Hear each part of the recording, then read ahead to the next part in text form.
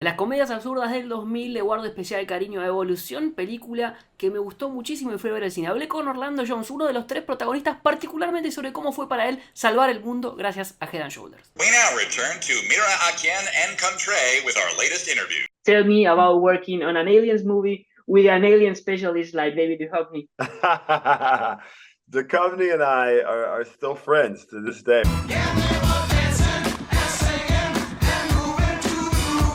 You know, a lot of fun on that one as well. Dave and I became buddies. Sean William Scott was hysterical. You know, Ty goes on to Modern Family. I mean, there's a lot that happened with the cast of that particular movie. I mean, at the time I was, I couldn't believe I was going to get to something with Harold Ramis. I mean, Dan Aykroyd, you know what I mean? I was, Yeah.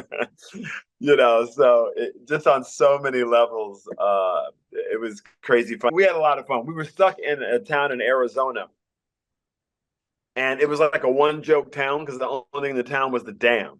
So it was like the damn bar, the damn cleaners, the damn restaurant, it was everything was the damn hardware store, the damn bakery. It was ridiculous.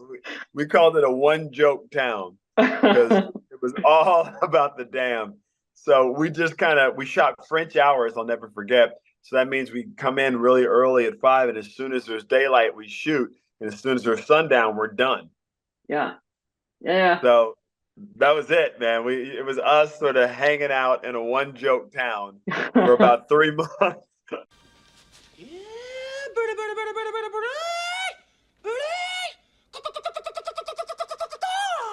They clearly spent some time, sorting out the different creatures and their design, and and how these creatures are evolving, which is the premise of the movie, right? So it was kind of fun for us, but again, we were in practical world, right? We chased a tennis ball through the mall for 5 days, right? It was a tennis ball. Yeah. All that is so. It's so for us. You didn't. There was no practical on that, right?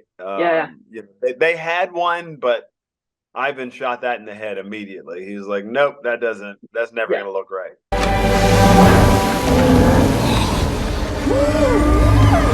Keep it in there! What's it look like I'm doing? That was shot actually at the Boeing factory in Downey, California, and it was actually shot at the same time that we did everything that's coming down the big extended ladder. Yeah. So that was kind of hell because they have me on this rig where there's a wire, and I'm at the top of a fully extended fire truck. And these puppeteers are 8 puppeteers that are working the alien, right? Yeah. But they're also all shooting hoses of that goop at me, and it's super slippery. So I can't see shit. And I can barely keep my feet from slipping, and I'm at the top of the ladder. So the only thing that's but and it can't look like he's about to fall off the ladder.